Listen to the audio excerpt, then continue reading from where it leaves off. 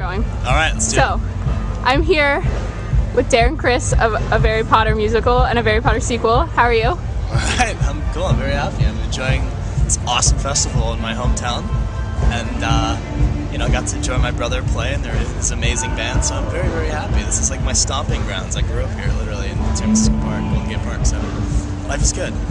So, how have you been liking Outside Lands? Was it? It's cool because Outside Lands started only, it's like a 5-year-old festival, you know, it started when I went to college, so every time it started, I wasn't here, so it's great. I'm excited to see so many people out here, so many great bands, and it's just cool because I used to run here in the polo fields where it's like empty and there's no one here for miles, or at least they just live in the trees, so it's cool to see all the tree dwellers out enjoying music.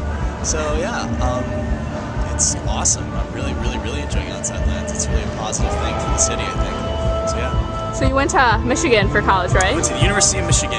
How did you end up there? If you were from here? I really liked it a lot. I've grown up on the West Coast, and I could have easily stayed here. We have a great, we're very blessed with a very awesome University of California system, but I just kind of wanted to go check out the other side of the country. You know, it's a big old country, and my father's from, grew up in Detroit, and as soon as I visited Michigan, I loved it. This is not a Michigan plug, but it is a Michigan plug, because I love Michigan. I just really liked it. It was a good program, good school, very Americana, you know, great tradition. I loved it a lot. And you like winter? Yeah, well, the thing about being from like a city like this is that, you know, like at least to me, winter and snow and stuff is like a novelty. And anytime it was really cold and I'd come home, it would always be, you know, nicer here than it would be there. So I really never felt like this whole like, oh, I hate Michigan. It was always like, oh, snow, how delightful. What a good time to study by a fireside. All right, so you started a Harry Potter musical while you were in college, right? Not me single-handedly, yeah. But yes, I was involved in it. We did that in college right before I graduated. It was my senior year, and me and my friends got together and did a silly show that we just did for fun and for our friends and for ourselves. And here I am 2 years later, and it's had an interesting life for itself. Do you have any advice for people who are trying to start up something like that at their own school? No, I don't actually, because everything that has happened because of that show was an accident.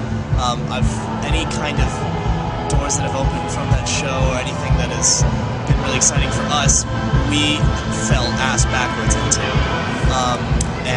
My advice would be just do what you like doing with your friends. And I don't want to say don't try, because you should always try to do things with your life, but what I mean is don't be hell-bent on making something for yourself.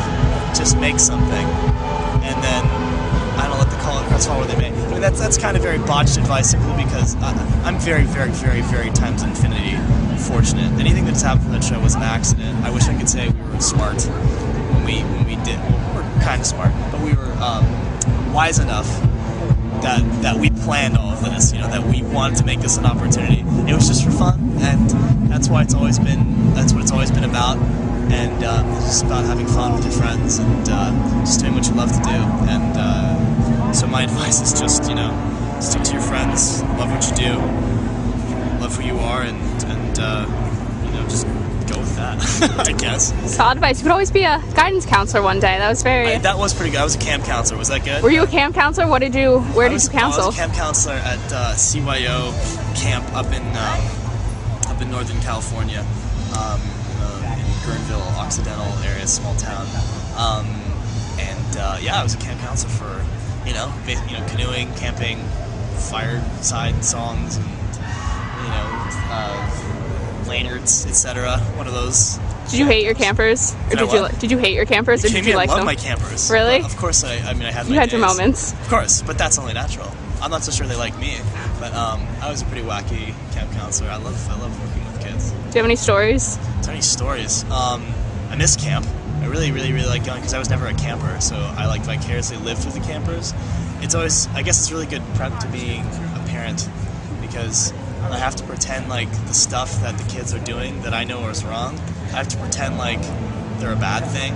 Like if kids are like throwing rocks and like playing with matches, I have to tell them that's bad because they're like tiny and that's like a terrible thing to do. You get a lot of trouble. But when I was a kid, that was like the coolest thing to do, is to throw rocks and play with fire, because that's what you do when you're a kid, because it's awesome. But when you're at Camp Cuts, you're like, no, don't do that. That's bad. So this is gonna get me in trouble with parents, I'm sure. I don't condone little children throwing rocks and playing with fire. They're the worst people to do either of those things. Did you feel any pressure when you were making a Harry Potter sequel to have it be? Oh yeah, of course. Really? Yeah, definitely. Part of the charm of the first show is that we weren't trying to do anything. You know, we weren't trying to prove anything to anybody. Like I said, we were just having fun with our friends, and that was that. So when the sequel happened, we had expectations. It's really bizarre. Yes, I did feel a lot of pressure to make the songs really special and to, you know, live up to what the fans, you know, would enjoy.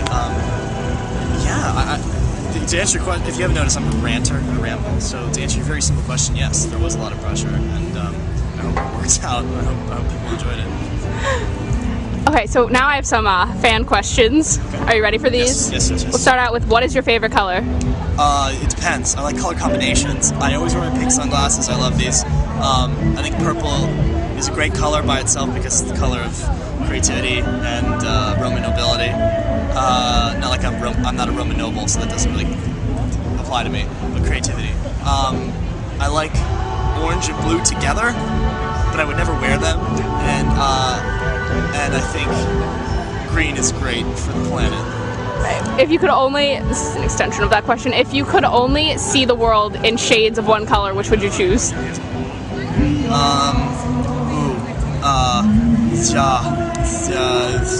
Pink. Because it would be really funny. Because then really mean people wouldn't look so mean. That's good. Yeah. Alright, so okay, does Joey Richter have a girlfriend? I have no idea, but even if I did, I would say yes, and her name is Tarantulas, and she's 9 feet tall and has 100 arms, and her eyes are made of lasers, and that if any girl tried to destroy her, they would perish. But that's just hypothetically what I would say if I knew his girlfriend's name was Tarantulas. Alright, what does your songwriting process look like? What does it look like? It looks like a mess. It looks like somebody went into a room and took a dump and had like a blowtorch and then like sprayed it all over the wall. You can scratch that. If my parents heard that, they'd say that's a terrible thing to say in the interview.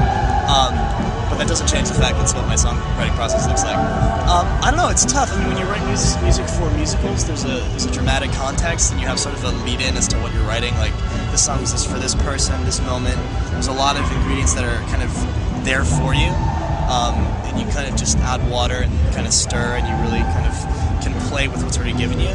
So it depends. Sometimes there's a phrase or some kind of adage or expression that you run with, and then, I mean, the songs that are toughest to write are the ones that, like, I write for myself if I'm trying to express something. You're just really starting something from nothing, so it depends.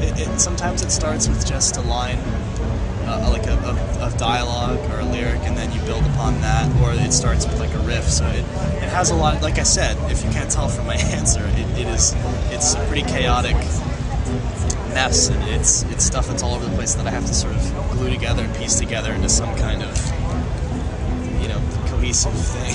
Wait, so you just released your debut album, right? Yeah, a little EP of some songs that I've had over the years, that I just threw out because I think there was a lot of people were asking me about my own songs, and I wanted to deliver. And so a lot of the songs are very old. The song "Human" that is the title track of the EP. I mean, that was like my very first song that I wrote. So yeah, I just released that in sort of conjunction. I cheated. I released it the same week that we released our show, so I fooled people into buying that. They've been very good to me, and I'm very thankful. It's been a really cool, positive response, and it's getting me really excited about, you know, pursuing music a little more seriously.